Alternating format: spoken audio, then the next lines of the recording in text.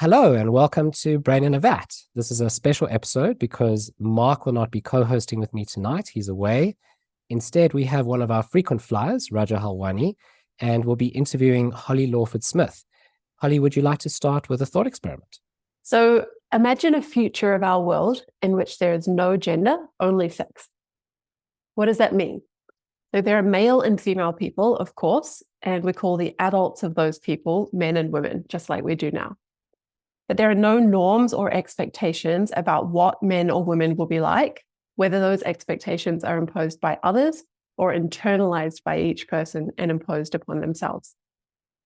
There is nothing called masculinity because behaviors like chopping firewood or being emotionally stoic no longer cluster together. There's a mixture of male and female people who are emotionally stoic. Same too for femininity. There are still some people who like to present themselves decoratively, experimenting with makeup or clothing, but that's a mixture of male and female too. There are still some unhappy traits, as there always have been in humans. There is some violence, but the violence is not done disproportionately by one sex and not, when sexual, done primarily by one sex against the other sex. There is some passivity and self-effacement, but still there's not a striking clustering of this trait by sex. Perhaps there are some things that one sex or the other tend to do a bit more of, but no one thinks of the sexes as uniquely suited to different things, and no one raises an eyebrow when people of one sex do things that more people of the other sex tend to like or do. So in short, there are just humans here, and the humans are sexed, and everything else, presentation, comportment, behavior, jobs, preferences, hobbies, approaches to intimacy, everything is for anyone and everyone. There are many female politicians, CEOs, and astronauts, and many male nurses, kindergarten teachers, and ballerinas. There are no diversity and inclusion consultants. This last part of the thought experiment is a joke. So my question is, in this world, would we need feminism? Would we need a men's rights movement? Would we need a gay rights movement? And would we need trans activism? And if we wouldn't, doesn't this show that all of these movements should get behind the radical feminist project of gender abolitionism? Sounds great. Sounds like a utopia. A question, though, some would argue, I think Jordan Peterson would be one of them, that such a world is biologically impossible because he thinks that a lot of humans' behavior is determined by their biology, and their biology is partly determined by their sex. And so he'd say that there are built-in inherent differences in the sexes, which leads them to behave differently, seek different types of jobs, etc. Yeah, it's obviously the sort of familiar line of disagreement that there's this question over exactly how much of sex clustering human behavior is fully explained by biology versus something like socialization or enculturation. It seems to me, from what I have read of, the brain science literature or the average differences in traits relevant to work, literature, et cetera, that what can actually be pinned on biology is just such a minuscule proportion of the differences that we see. So I think we at least have strong evidence that biology does not explain sex differentiation or separation as we know it. I'm open-minded about whether it explains anything at all. So I'm not like a blank slatist.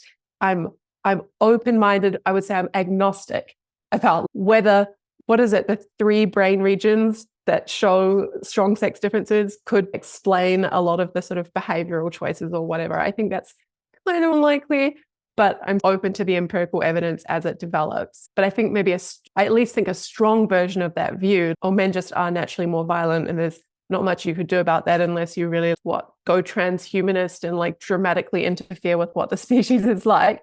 I don't buy that. Holly, if I can pick up on Jason's question, and this is just a clarification of what you think about this. So one issue with all the sociobiology, like Jordan Peterson, and of course more respectable names in sociobiology than Jordan Peterson, one issue is explanatory, which is the one that you have been thinking about. We go to sociobiology in order to explain the differences that we often see clustered around males and females.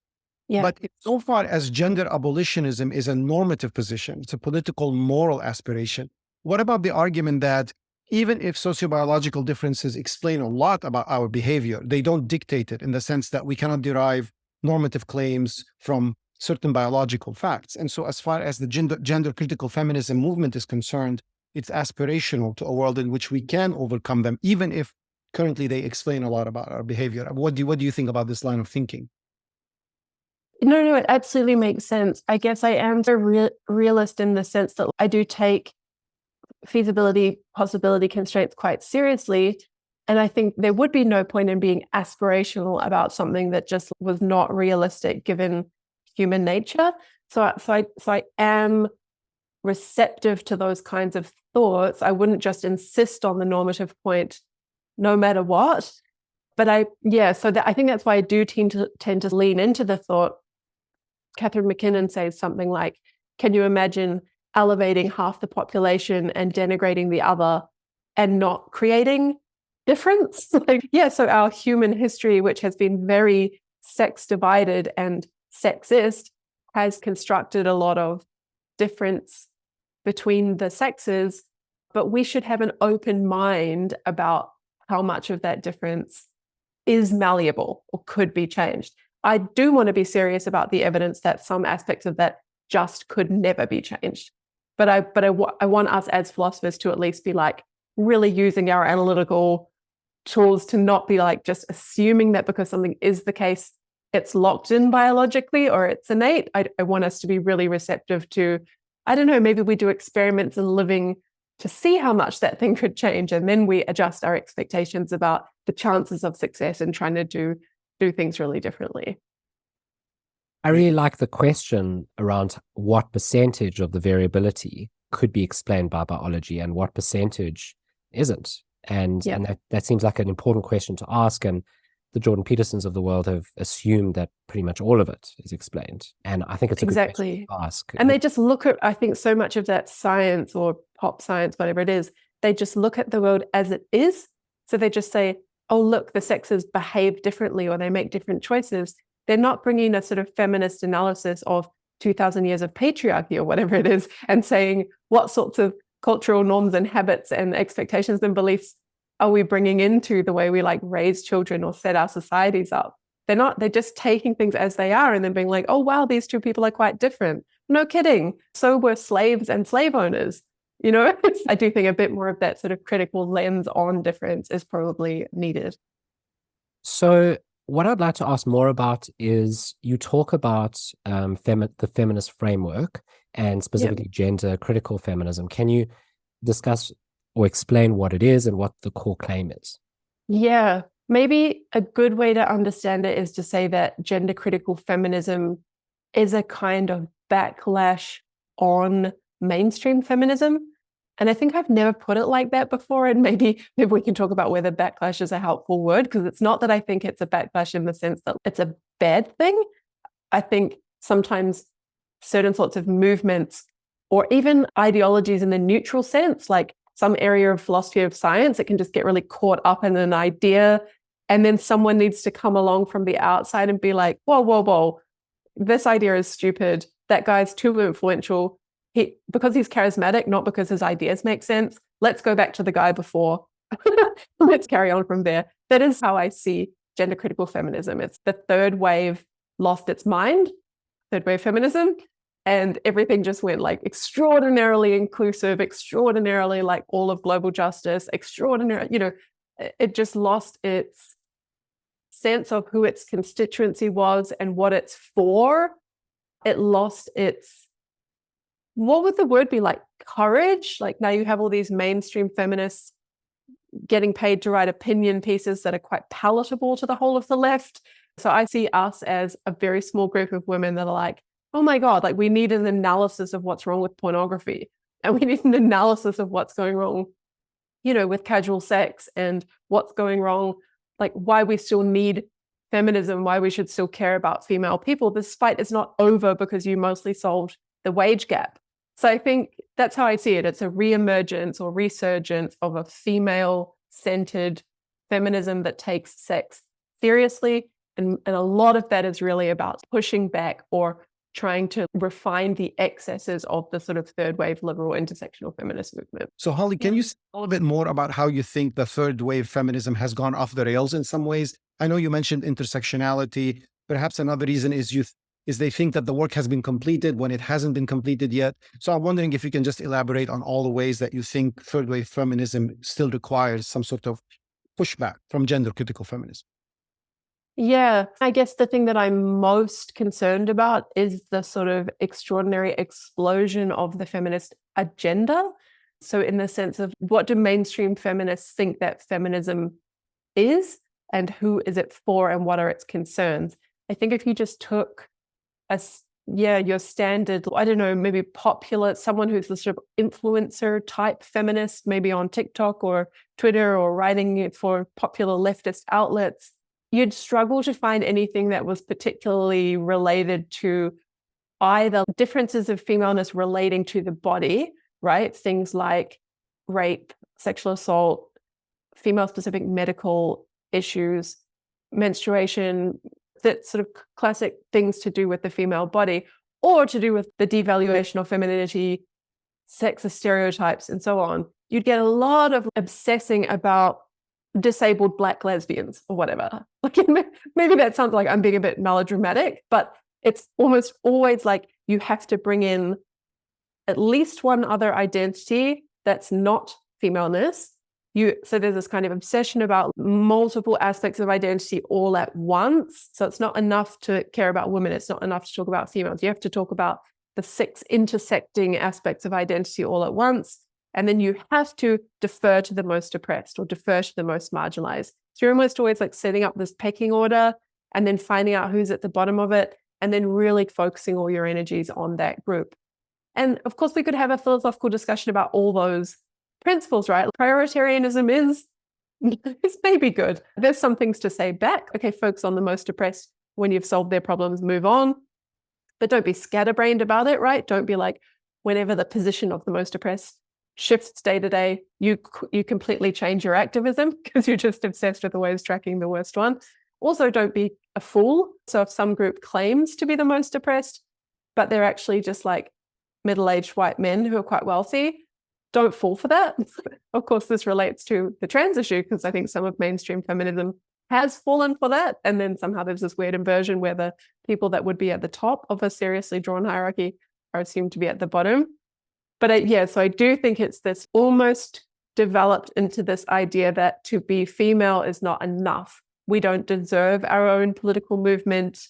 Woman alone is privileged, right? So you get this rhetoric about white women or Karens or whatever. So you need to bring these other things in too for legitimacy. Oh, she's a Black woman. Okay, we're allowed to talk about Black women. We're allowed to talk about trans women, but we're not allowed to talk about women. So I do think that's really what the gender critical feminist movement is insisting on. It's no, let's start talking about women again, just women, what we all have in common. One of the main points that advocates of intersectionality often like to make is basically the idea that, well, look, you can't just bring Blackness and womanhood and add them to each other, basically, so to deal with Black women. So the idea is that the issues that Black women have to deal with are not just women's issues, nor are they just Black issues, but they are Black women's issues.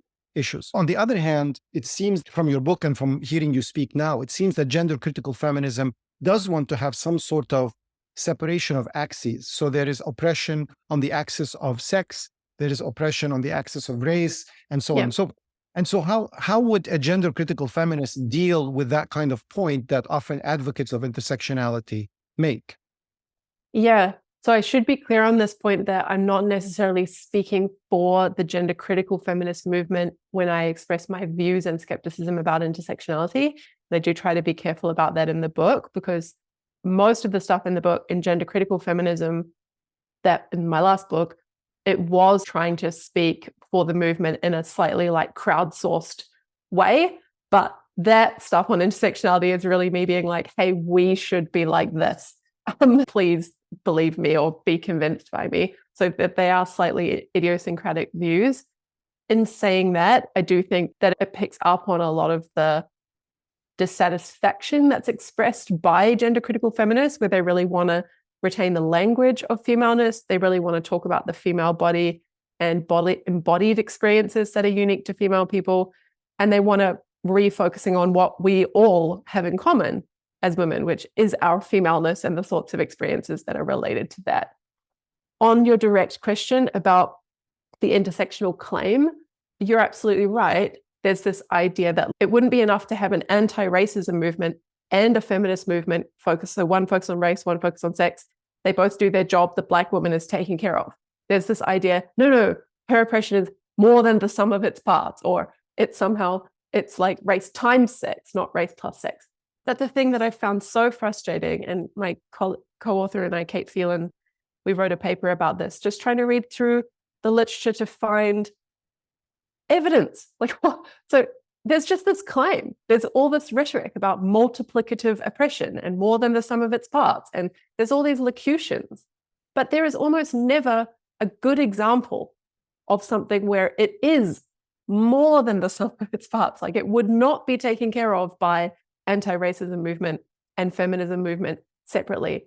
And I've been doing this for now, I think 5 or 6 years, however long I've been teaching the feminism course. So say this is in its 5th year, trying to find the best examples I can of genuinely intersectional oppression, not just the 1 + 1, but the one like the multiplying. And even then, I think I've found one. Like the one I'm using at the moment is Indigenous Australian women. There was a lot of reporting last year in Australia about how they're suffering domestic violence at higher rates because police or communities are reluctant to further raise the incarceration rate of Indigenous men. And so that's interesting, right? Because it's a problem in domestic violence that white women or non-Indigenous women wouldn't be facing. But still, there's this question, is this, it's certainly something that is happening at the intersection of the two, in the sense that it's like you need both the race and the sex to get it. Still, I don't know how to quite mediate this question of, is it more than the sum of its parts? And maybe I just don't even know what the method would be for answering that question. Is it the sum of its parts, or is it more than the sum of its parts? Is that a point about experience? What do movements to alleviate oppression have to do with people's experience? Don't they have to do with systems of oppression? It could also be that we're not making finer distinctions between philosophical definitions of what it means to be sex-based oppression versus political approaches to certain problems. And I get the sense when I read the intersection literature that it seems to be mostly oriented towards political activism. And so we have to understand, for example, the oppression of Black women in a way that is politically astute, as opposed to metaphysically obstinate, basically, about certain things or definition. So it could be as simple as making a distinction between the kind of level of abstraction that we're talking about and whether we're talking about pure philosophy versus activism. Of course, some people might reject that. They might say, as a feminist, I reject the idea of having something called abstract philosophy that is not part of the messy world. But, I guess that's part of the conversation. No, I think that's really helpful. And I think maybe that's something that we almost discovered, but we didn't put it in those terms when Kate and I were researching for the paper, because we did categorize, okay, these claims are all about experience. It's like what it is like to be multiply oppressed. That's fine. Okay, there's these claims are about knowledge. You have more knowledge if it comes. Okay, and so maybe it was like we should have called the experience claims, or we could have categorized those and said, yeah, there's just a political reason in terms of testimony and recognition and deference and so on to know this stuff, but it doesn't necessarily show that like oppression itself is intersectional. And I also think that the question of the political and the philosophical distinction is really interesting for feminist philosophy, because I suspect maybe a lot of what is going on in the vitriol around this topic is precisely that a lot of feminist philosophers are not making that distinction. And so their work is, they're seeing it as making a political contribution on trans rights or whatever. And we're trying to have, okay, but what's the knowledge claim? What's the ontological claim or whatever? And then we're talking past each other. I really like your view that just because one group of people maybe doesn't have a monopoly on suffering and oppression, that therefore their oppression or suffering doesn't matter anymore. It seems like it should matter, it just matters maybe slightly less, or maybe it matters just as much, but it isn't as bad as perhaps another group, but it doesn't wipe it out of existence. But I wonder whether there's some problematic implications that you might not want to accept that result from that view. So one of them is David Benatar's claim. So David Benatar was on our show to talk about what he calls the second sexism. And his view is that men are oppressed. And generally, when feminists encounter this view, they laugh it away. Because I was trying not to smile. Yeah. So the general response is exactly that. But this is the problem. I'll give you some of the examples he uses. So he says, men are far more likely to be the victim of violence than women are. Men are far more likely to have menial jobs. Men are far more likely to be imprisoned. And he gives a lot of these examples. Men are far more likely to be genitally mutilated than women are. So he lines up all these examples. And on your reasoning then, it seems that if you want to say that men are oppressed, and that just because their oppression isn't more than some other group, in this case women, it doesn't mean that it shouldn't count and there shouldn't be men's rights activists. But I assume you don't want to accept that implication. And so that seems to follow from your position that if you're not the most oppressed, you can still count.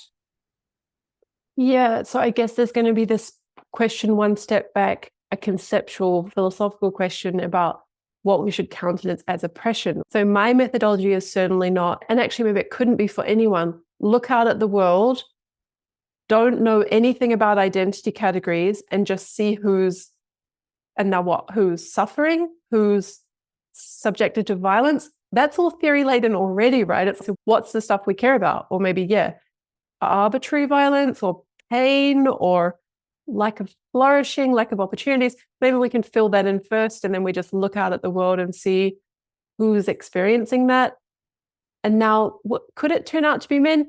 Maybe, right? Because some things are going to be like poverty issues, and then men are going to be well represented in those groups. And maybe, but I suspect if you did that method just from the armchair out, you wouldn't end up with men as the group that you would call oppressed. You might end up with people in developing countries or poor people or, I don't know what exactly, or maybe depends on the political situation of the country. If there's a group that experiences a lot of like marginalization, or maybe it's Hijra people in India or something, right? So it just seems like the fact that Benatar can offer instances where men suffer or instances where men are badly off, it doesn't yet establish oppression, right? And I think the thing the feminists care about is this thing has been systematic. So maybe it's in the ballpark of the kind of thing where it's more like racism and its legacies of, stolen labor and forced, women through history have been literally appropriated. Like you have to marry, and when you marry, you can't work and you can't be raped. So you're just trapped in this dyadic relationship with a man as his service person. That's been a lot of women's history, and it's a lot of women's lives elsewhere in the world still today. That's not the same thing as like some women in some places are suffering, or some women in some places have to get circumcised without anesthesia or whatever. I like that response, but I think it opens up a different problem for you. If I understand it correctly, what you're implying is that there's not an agent doing it. So men are in these circumstances, right, where they are the victims of violence, or one of the examples he gives is they have shorter lives than women on average. They're more likely to be imprisoned, but there's not some grand system that's doing this to them. Maybe that's what I think I didn't quite have in mind, whether it's an agent doing it or not, but more, is it men qua men? Is the reason men are in those situations because they are men, because menness is devalued or whatever? Maybe that's what you mean. So I think he would argue that it is the case, but let's put that aside. I think the problem it raises for your view is many would argue that women are not in such a position today. That yes, agreed, they were at some point where they were oppressed qua women because they're women, but today they're not. It's incidental if they are. And so on that view, then you have an inconsistency between your position and accepting or rejecting David's. No, I think that's a really fair point. I think it's often overstated, this idea that, that was in the past, or like we're done with that now. And I think we tend to be more cavalier about that with women than we do with other groups. We're still talking about the Holocaust, and we should be. We're still talking about slavery, and we should be.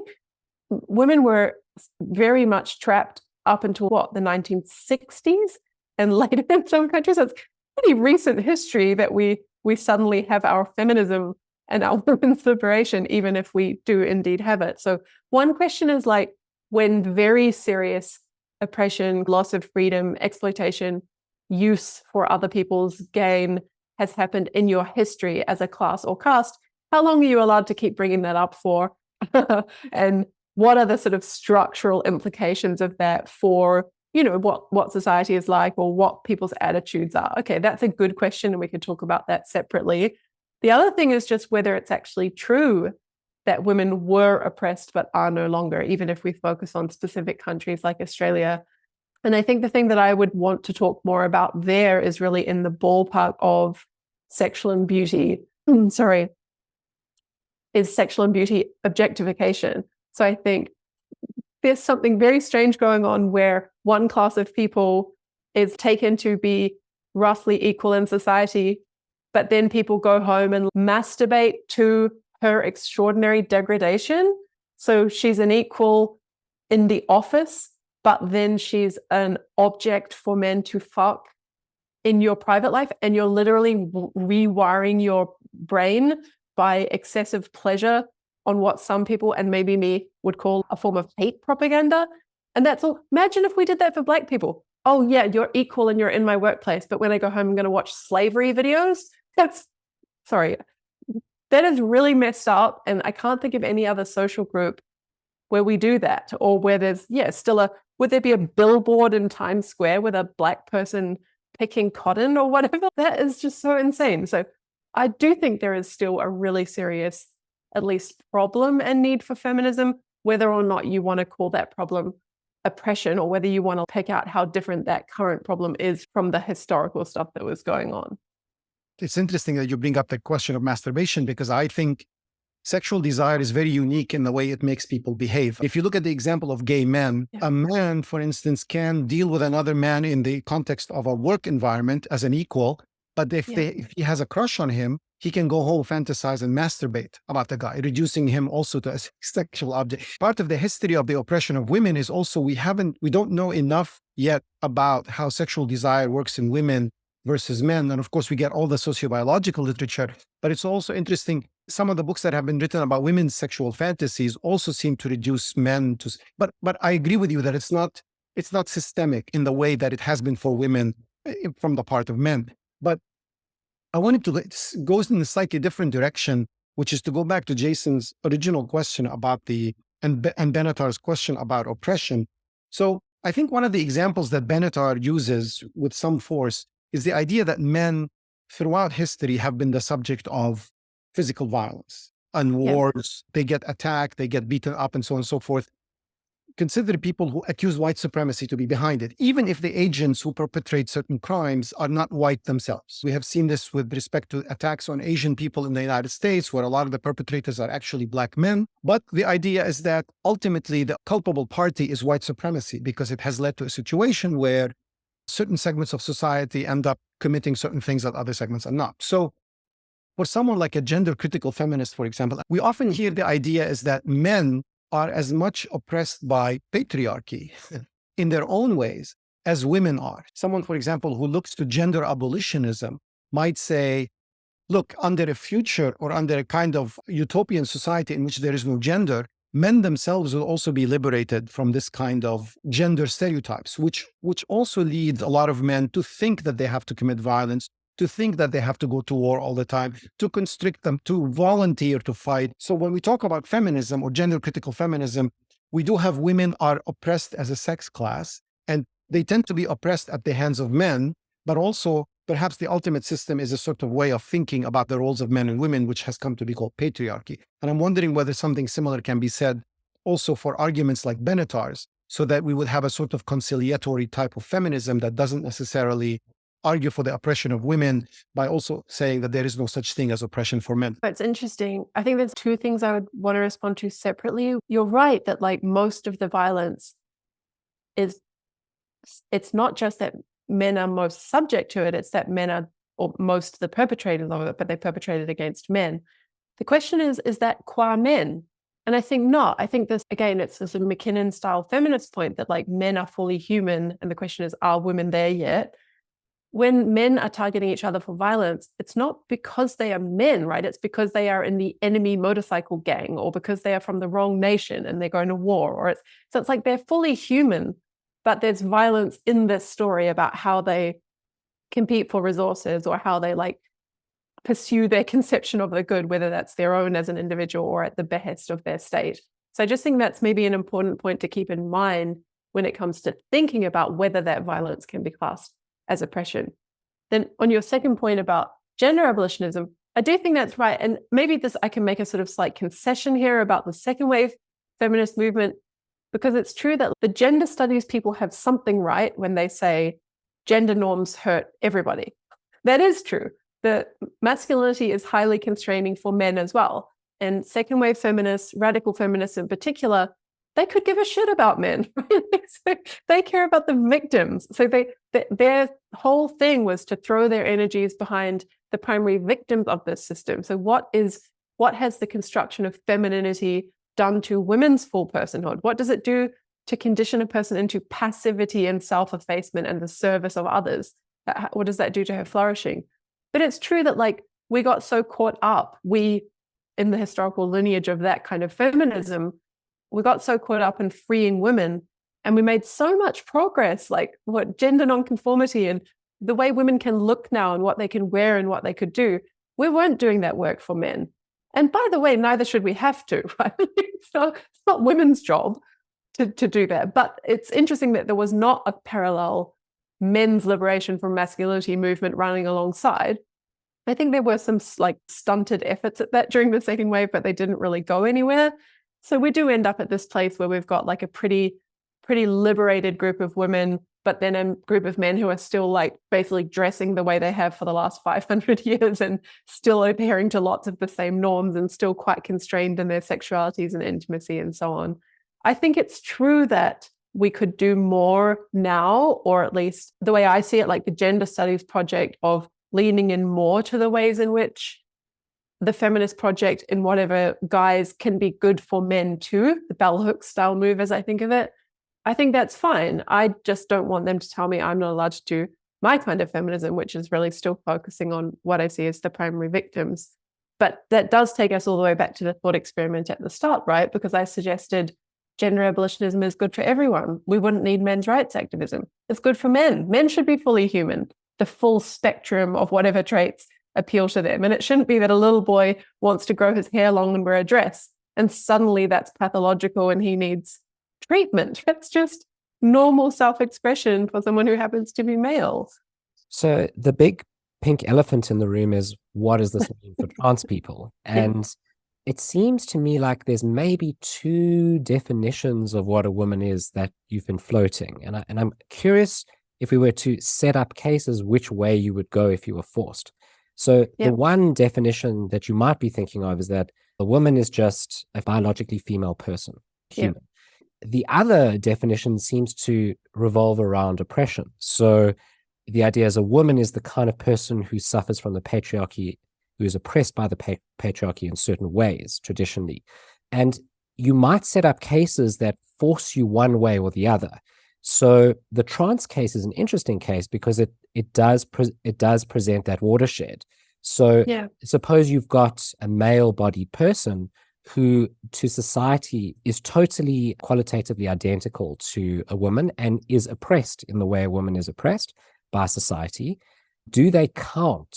In other words, do gender critical feminists think that that person's suffering matters as much as someone who's suffering in the same way and is oppressed in the same way, but also happens to have a vagina? Do those oppressions count just as equally or not? Because if they don't, then it seems that the vagina is doing the work. It seems that biology is doing the work and not the oppression. So I want to know which way you go when forced. For me, this is a terminological question almost, although, feel free to push back if you think it's more than that. I think it's more useful for feminism to insist that a woman is an adult human female, and there's nothing more to being a woman, nothing more or less than being female. I think that's the more liberatory message that gets her more free of gender norms and expectations and stereotypes and so on. And that message is just not compatible with, something like the Haslinger style idea that like a woman is a person in a particular position in a social hierarchy. I don't think we should be women abolitionists. I don't think that it's like a category that we want to like never have that concept or word in the future. I think that I just use the two synonymously, like the women are the adult female people, and we probably do need both words. Every language has those words, and so that suggests that they are useful. That question about the terminology and how to use woman is still separate from your question of the trans woman in that really good case, unusual case, but good case that you mentioned. She does seem to have something in common with women, so should feminists care about that? And I have to say, I think no, because the constituency, it'll be good for that trans woman when feminists fight against, the catcalling, let's say, or sexual harassment of female people, because that trans woman looks female, so it will end up benefiting her inadvertently. But am I fighting for her? This is interesting. I usually misgender hypothetical trans women, and somehow I'm being very polite in this moment. But yeah, they have something in common, but that's not that, and it's not feminism's job to fight for that person. But their fight will benefit that person. Just to be clear, Holly, that you're not towing this line only when it comes to trans people. You're also towing this line when it comes to any other group that is not female, correct? Absolutely. You don't come across as necessarily exclusionary to the ire of some people. But I am like the reasons why you're saying this have nothing to do with the trans people as such, but have everything to do with like the kind of group femaleness. Exactly. Yeah, that's exactly. No, that's right. I think I've got a slight sensitivity because I think and it's probably as a result of Judith Butler, although Kate Phelan's writing about this, and the history might go back further. Somehow at some point in feminism, we just got absolutely obsessed with inclusion. And so it's now another one of my bugbears that like we shouldn't knee-jerk accept that exclusion is bad and inclusion is good, because sometimes they're not. And so that's just why I laughed a little bit when, I am exclusionary and I'm just like standing by that at the moment.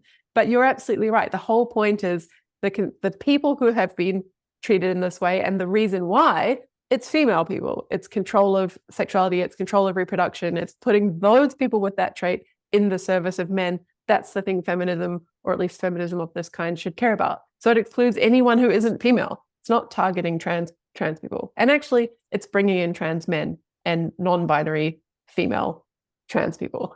It's all females. As an aside, the reason why this case comes to mind is I spent a few months in Thailand, and perhaps it's an unusual place in that trans women are just very difficult to tell apart from cisgendered women, or what you would just call women. Yeah. It's very, very hard. So those kind of cases come to mind. I think what's very interesting is because you talked about whether women are oppressed qua women, in other words, because they're women.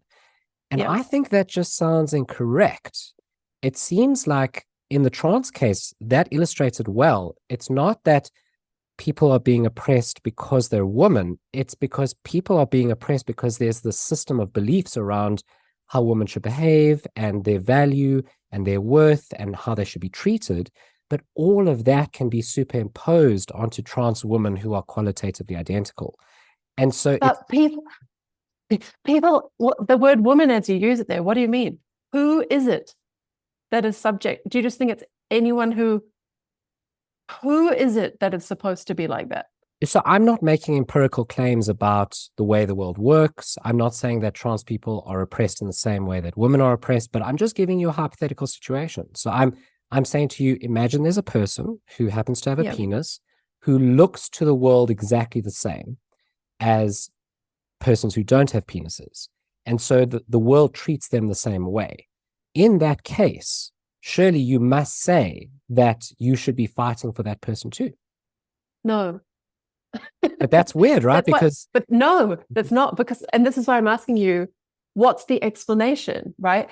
Is it that anyone who looks female is thought to be a really good carer, or should be heterosexual and paired up with a man and being his house slave, right? Is that the view? No, I think the story would be, it's female people who are assumed. Why? For some reasons to do with what their psychology is supposed to be like, or they're innately suited. Whatever the story is, that story ultimately is about female people. And of course, you can make a mistake, and someone who really has taken great lengths to look female is going to get caught up in that treatment. But the ultimate explanation of why they're being targeted or treated that way is about femaleness. And that's why I think the feminist project is about femaleness, even though it will happen to work out well and help that person. It's not for them, but it will help them. Okay, but let's drill down on that, right? So those beliefs about how females should behave in the world, that they should be caring people, that they should have a heterosexual relationship with a man, etc., those beliefs don't seem to have anything to do with a woman's vagina, with her, what you call femaleness. It seems that they've just got to do with a system of patriarchal beliefs about the way people with vaginas should behave and how they should be treated. But it's not the vagina itself that seems to matter. It's this collection of beliefs. And that collection of beliefs could be superimposed onto someone without a vagina. And then it seems like they're suffering all the same oppression that you're saying that women suffer.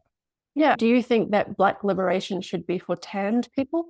I think like, that maybe it sounds flippant, but I'm just saying, of course, we can do things where somebody looks Jewish or somebody looks Black or they have features of an oppressed group.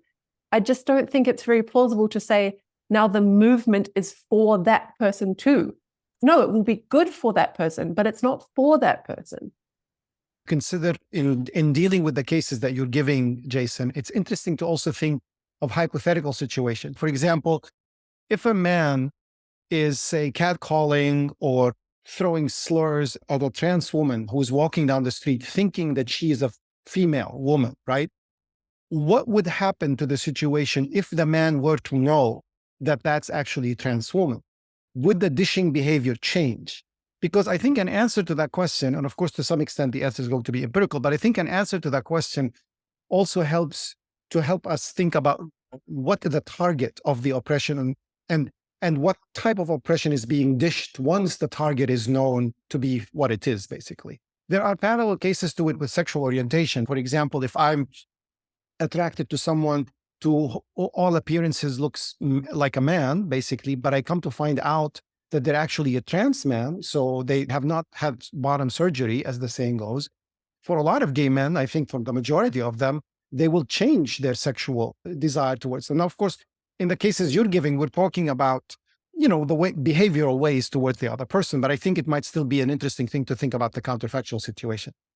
If I remember correctly, and this is not from my own writing, it's from someone getting angry on Twitter, but if I remember correctly, I have an example in my last book about a trans woman in a taxi, so an Uber share, and the assumption being that like women are shit at navigation, so she won't know anything, but then she says to the other male passengers, oh, no, I'm a trans woman. And my intuition about that case is that they immediately stop with the sexist assumption because those are brain assumptions. The male brain is better geared for navigation and map reading or whatever. So I think she could just say, oh, no, I'm a trans woman, and that would immediately stop the assumption. Someone on Twitter was like, oh, that is so stupid and outrageous. Of course, that's not the case. And and I'm open to that too. I think it is an empirical question. Would that treatment change if the person reveals their sex? But yeah, again, just from my armchair, I suspect that it would. And I suspect that things like catcalling or, physical intimidation in public, that's supposed to keep women in line. If the person was known to be male, those rules are quite different. Yeah, but good question about how that would actually play out empirically. I really like the counterfactual. I think it's a good answer. By the way, my personal position is not that I'm a trans activist, but I don't believe in social groups at all. So I want to deny the existence of women and of trans women. So my personal view is that you can't construct I think what you call a class from biological features. I don't think you can construct a class from any set of features, but I'm pretty confident, especially that you can't construct them from biological features. So I want to deny women for that reason, that they're a class. Of course, they are persons with vaginas, but I just don't want to group them in that way. and say that as a group they have certain characteristics or a certain experience or a certain past. I want to say that only individuals can have experiences, not classes. Is this ameliorative? What's your goal in saying that, given that there has been like slavery, or there has been like, I don't know, a control of abortion or whatever? So are you saying, no, we shouldn't have classes because that's been the basis of social hierarchy and I'm anti-hierarchy? Or are you actually saying, what, there wasn't? Or no, it's a metaphysical claim.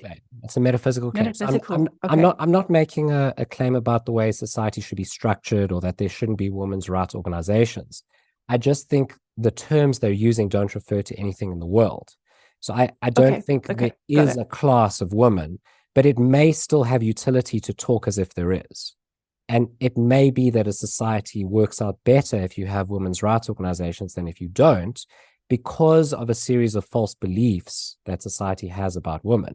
So I think a lot of this arises from false beliefs. And given the system of false beliefs, you may need to act as if those beliefs were true and work within the system of false beliefs. But in reality, I don't think that there are such things as women as a group.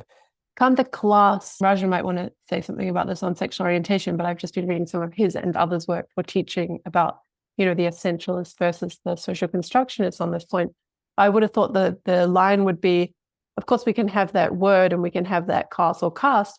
The question is just as whether it's a socially constructed category or a real one that tracks some carves nature at its joints or has some metaphysical reality to it. So that wouldn't quite be a reason to insist there are only individuals. It would just be a reason to give a certain sort of social constructionist analysis of the category label.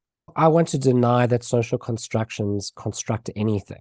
So I deny that anything results from a social construction. The Searlean view of social constructionism is that you get collective beliefs in things, and that's sufficient to bring them into existence.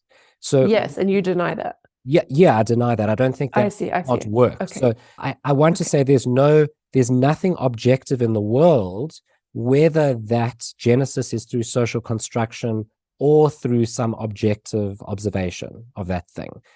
I want to deny that these similarities are sufficient to generate groups or classes or castes. Okay, no, that's interesting. I think because I used to work in the collective action literature, and I think I just believe in social constructions. I just think they have a different status to the things that are real, like metaphysically real. Yeah, I see that's an interesting position. I would have to think more about it. By the way, that applies to trans and gay people too. I want, Raj and I are both gay, and I want to deny that we have anything in common at all. We don't sleep with the same people, Raja. So I don't think we have any one partner in common between us. So I want to deny that we're part of a group. Got it. Okay. No, that's a more radical view than I thought you had in mind. So that's helpful. Yeah. There's a question I've been itching to ask if I could go back to the original thought experiment. Jason, whether you deny social groups or not, they exist, goddammit. You just have to come to grips with that, basically. For all intents and purposes, we have to deal with that. There are gays, there are women. Anyway, sorry for that. In the thought experiment, Holly, you asked the question at the end whether if we had gender abolitionism, whether we would still need to have a movement for gay rights or whether there would still be a movement for trans rights, for example. Yeah. And I remember I'm sure you've read the essay, but there was an old essay by Cheshire Calhoun. I can't remember the title of it, but basically she argues that oppression on the basis of sex is very much different than oppression on the basis of sexual orientation. So she has this thought experiment where you can imagine a possible world similar to the one you are imagining, in which there is no sex-based oppression. But in that world, if a man is sexually attracted to another man, oh my God, all things would fall apart. Imprison them, put them in jail, et cetera, et cetera. So I'm trying to see whether you think if we do have gender abolition, does that mean that we would have also abolished oppression on the basis of sexual orientation? It doesn't seem to be. And what implications that has for oppression on the basis of trans identification, basically. No, that's really good. I don't know if I've read the paper. I would have to check. So just off the cuff, I'm assuming that heterosexuality as prescriptive is a gender norm. And I guess this is following from some of the second wave era and later discussions about compulsory heterosexuality. I think there is probably just in nature, naturally, heterosexuality and homosexuality. There are these desires and dispositions, but I think it's a strong gender norm and has been stronger in the past that we should all be heterosexual and women, should be kind of like, what is that, conscripted into the service of men somehow, and that includes sexual service.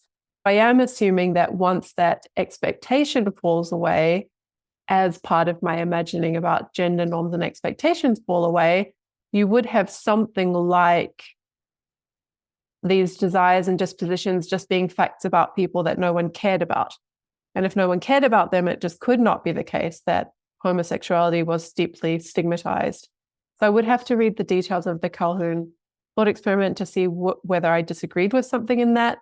And maybe you can say something where you think that stigma could come from such that it wouldn't be dependent on sex and expectations about male people being attracted to female people. Maybe there's something religious to do with sex itself, but again, why would it pick out men rather than men and women? I think I'm just struggling for now to try to figure out how that could be the case without the background stuff to do with gender norms. My thought was basically, if we can think of a world in which there aren't any of these gender norms, but the question arises, would there be any norms in that world at all, basically? Is it possible that those norms might actually apply to homosexual and heterosexual sexual desires or some sort of gender identity? Because when you gave your thought experiment, you said that in that world, adults would also be called men and women, basically. Yeah. And it struck me as interesting why we would in that world continue to use the word man and woman. Of course, we have to look into the history of the words and all this. If in that world, adults would continue to be called men and women, then you can see how some people might also say, look, I'm of a male sex, but I would like to identify as a woman. Of course, your argument is going to be, they have nothing to go on for which to make this identification. But it's interesting that you can have the male and the female, the labels man and woman, and that seems to just open the door slightly for potentially having trans identification which would itself engender certain norms about it. I see what you're asking, but I think it's deflationary, the right view. I'm just channeling Alex Byrne here. He would just say the words man and woman literally just distinguish the children from the adults. And they do that in every language. There's nothing more to it than that. And the feminist, once you've gotten rid of, to be a woman is to be nothing more or less than being an adult human female, and to be a girl, to be a juvenile, whatever, human female, be whatever you like, be however you like. There's just nothing left for the would-be trans person to claim, because they could only be claiming femaleness and juvenileness or adultness, and that's all false because they're male. So either they're wrong and just making a kind of strange claim, and then we would think about how we want to handle that claim in the utopia, and would there even be claims like that? That's another question I have. If it's bodily, as some of like transsexualism has been, then you might think it still exists in the utopia like that, because some people do just want to change their sex. But for anything that is what they now describe as being about gender, or as you say, I think this came up in the recent book by Ray Briggs and B.R. George, that it's like something to do with a social category of its own, like it named man and woman, that has some like cultural baggage to do with it, and people can just feel strongly about belonging to that social category. And maybe that's what Jason, you mean about these reified social groups. People just then they get interested in them. But in my utopia, there could be no such thing. It has no content. And I think that's why I really struggled with their view, because they say people feel so strongly about this social category membership, but then they deny that kind of has any feminist implications, given what people think those categories mean. So just a question whether there's an internal contradiction in your view. So you're pushing the view that women have been oppressed qua woman. And so we really do need to understand what woman means, and we need to understand the roles that women have been forced into over time. But at the same time, the ideal utopian future that you would like is a future where there is no property associated with either a man or a woman that's distinct between the two. So except for sex. Except for sex. Except that they have different genitalia. More than that, right? Yeah. But whatever sex is, it's more than genitalia. but it's Sure, chromosomes or whatever it is. Yeah. But so I'll grant all of that. That's fine. But isn't there a tension then between trying to remember the past and so having very firm views on what it means to be a woman today that laden onto you is this history of oppression versus wanting a future where women are unshackled from that past altogether and men are unshackled from the past of being members of a patriarchy? I don't see the tension. And again, just from thinking about other social groups, imagine like Jewish people come up with a really positive self-conception. We are fully human. We have this great religion and culture. We are strong, and we will never again be told that we are vermin or whatever, like as happened during the Holocaust. So we keep in mind that other people have denigrated our full humanity, and we hold a positive self-conception at the same time. But lest we forget that it's possible for other people to do this to us, let's bear in mind the full horror and capacity of humanity to create social hierarchy, and let's just remain on guard. Again, this might just relate to our feelings about social groups, but I don't personally see a problem in women achieving women's liberation in the sense of like full collective self-determination. What does it mean to be a woman? Nothing more or less than being female. Here we are, the happy female people, but we also remember back when we could be raped with impunity in a marriage or whatever, and we won't let that happen again. We're going to remain on guard, and we're going to teach women's studies so that we forever remain on guard. Those things seem compatible to me.